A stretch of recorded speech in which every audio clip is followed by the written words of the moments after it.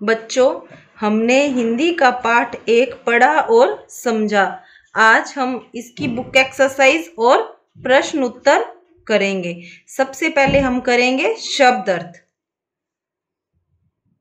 निर्मल, निर्मल का अर्थ होता है स्वच्छ। जग, जग का अर्थ होता है संसार। नभ, नभ का अर्थ आकाश। रचना, रचना का अर्थ होता है बनाना। उसके बाद है पठन और श्रुतलेख। श्रुतलेख मतलब सुनकर लिखना। आपको नीचे कुछ शब्द दिए गए हैं, उनको पढ़ना है और मैं पेरेंट्स से रिक्वेस्ट करूंगी कि बच्चों को बोलकर ये शब्द कॉपी में लिखवाएं। चांद, निर्मल, नदियां, पर्वत, इंद्रधनुष, प्रश्न। अब उसके बाद आते हैं प्रश्न उत्तर। आप ये देख रहे हो, प्रश्न 1 है मौखिक और प्रश्न 2 है लिखित। आपको ये दोनों ही आपकी 2 लाइन वाली कॉपी में करने हैं, साफ साफ और सुंदर राइटिंग में करने हैं। अब मैं आपको ये बताऊंगी कि आपको ये प्रश्न उत्तर कैसे करने हैं। ये देखो, ये 2 लाइन की कॉपी है। सबसे पहले आपको लिखना है पाठ 1, फिर पाठ का नाम अगर न होते, फिर प्रश्न 1 मौखिक। क, यह कविता किसने लिखी है? उत्तर, यह कविता बाल स्वरूप राही द्वारा लिखी गई है। ख, ख है कवि किससे प्रश्न पूछ रहा है? उत्तर, कवि अपने आप से प्रश्न पूछ रहा है।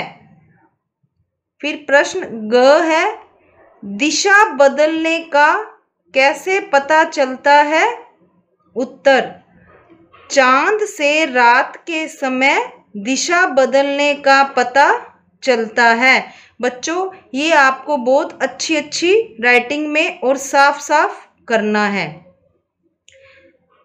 प्रश्न घ, कविता कंठस्थ करके कक्षा में सुनाए। कंठस्थ मतलब याद करके। ये आपको खुद करना है। जैसे ही आपके स्कूल रीओपन होंगे तब मैं सब बच्चों से क्लास में ये कविता सुनूंगी। उसके बाद है अपने लिखित। क, चांद से धरती को क्या सहायता मिलती है? उत्तर, चांद रात में दिशा का ज्ञान कराता है और इस प्रकार धरती की सहायता करता है। ख, सूरज हमारे लिए किस प्रकार उपयोगी है? उत्तर, सूरज हमें रोशनी और गर्मी देता है। ग, नदियां और पर्वत धरती को क्या देते हैं? उत्तर, नदियां धरती को निर्मल जल और पर्वत झरने देते हैं। ये प्रश्न उत्तर आपको कॉपी में करने हैं। प्रश्न 3, इंद्रधनुष की रचना कैसे होती है? आपको बताया गया था, जब पानी से भरे बादलों पर सूरज की किरणें पड़ती हैं तब इंद्रधनुष बनता है। प्रश्न 4 है, कविता याद करके ये पंक्तियां पूरी करें। अगर न होता डैश दिन को, क्या ना होता? सूरज। डैश चमकाता कौन? सोने सा चमकाता कौन? अगर न होते पर्वत मीठे, झरने भला बहाता कौन?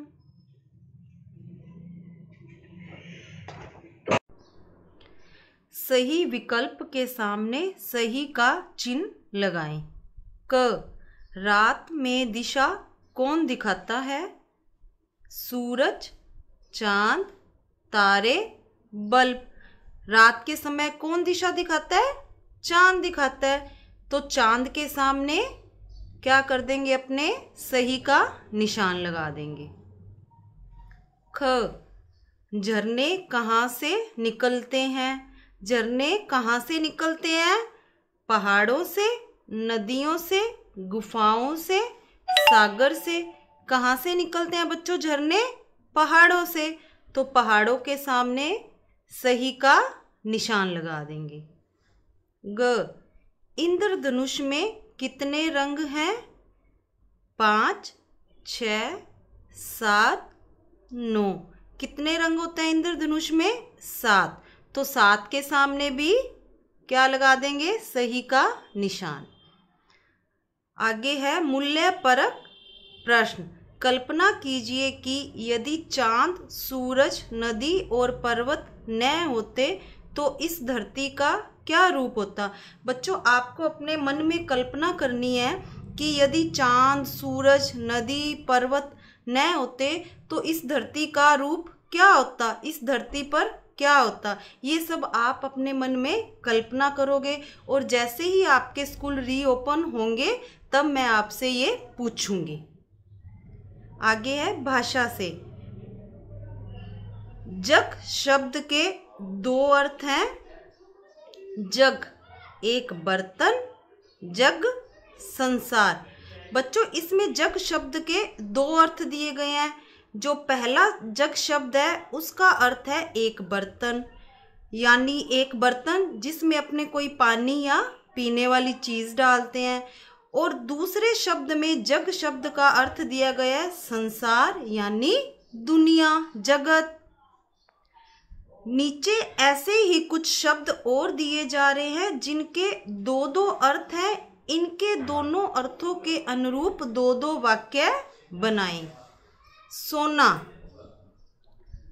पहला वाक्य है रात को सोना सेहत के लिए जरूरी है।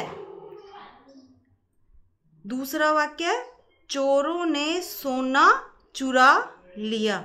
बच्चों जो पहला वाक्य है उसमें सोना शब्द का अर्थ है जो अपने रात को नींद लेते हैं, और दूसरे वाक्य में सोना शब्द का अर्थ है जिससे गहने बनाए जाते हैं।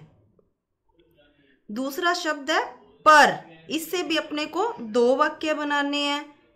पहला वाक्य क्या है? राम घर पर चला गया। दूसरा वाक्य मोर के पर बहुत सुंदर हैं। बच्चों जो पहले वाक्य में पर शब्द का अर्थ है राम घर पर चला गया, मतलब अपने घर चला गया, और दूसरे वाक्य में पर शब्द का अर्थ है पंख। मोर के पर का क्या अर्थ है? पंख।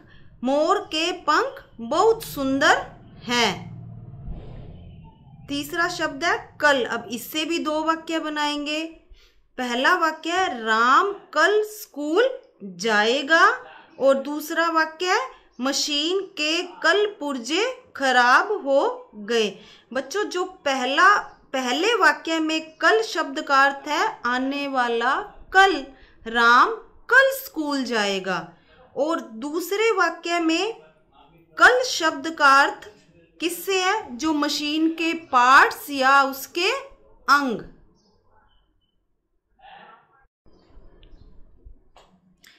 प्रश्न 2। अगर न होता से प्रारंभ करते हुए अपनी कल्पना से 4 पंक्तियों की कविता की रचना करें।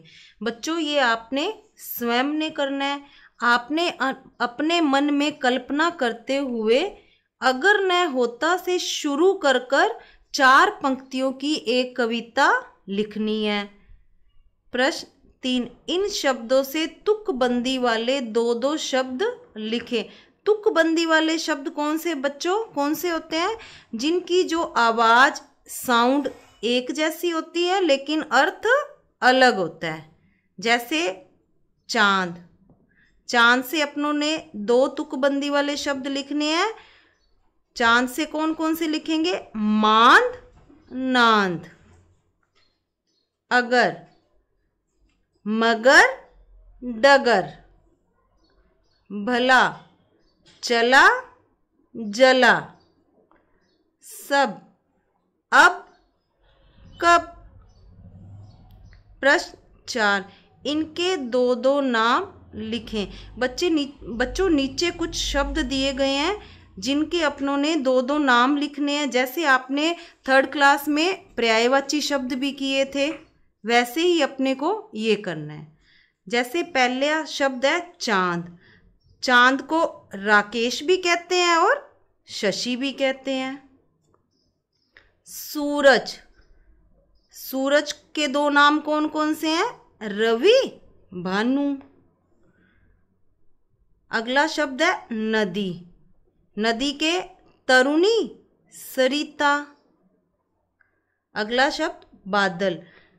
बादल के 2 नाम कौन कौन से? जलद, मेघ।